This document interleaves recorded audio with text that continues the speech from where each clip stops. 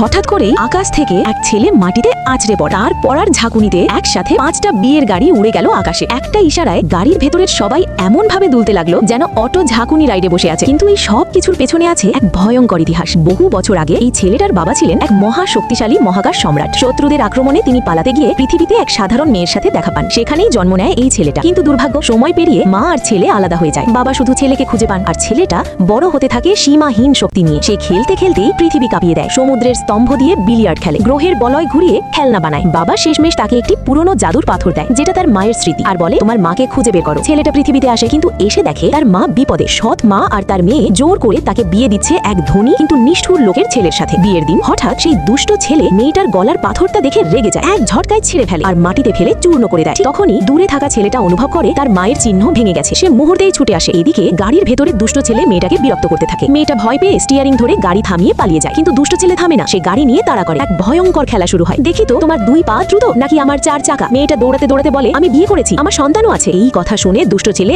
আরো ক্ষেপে যায়। সে বলে তাহলে আজই তোমাকে মেরে ফেলবো। 4 দিক থেকে গাড়ি ঘিরে ধরে তাকে। তখনই বিদ্যুৎ ফাটিয়ে ছেলে এসে হাজির। মা আমি এসেছি। সে মাটিতে পড়তেই সব গাড়ি উল্টে যায়। দুষ্ট ছেলে ভয় পেয়ে পালাতে যায়, চিৎকার করে বলে আমি কিন্তু বড় লোকের ছেলে, আমাকে কিছু করলে সবাই মরে যাবে। কিন্তু এবার তার খেলা শেষ। এরপর ছেলেটা কি করবে?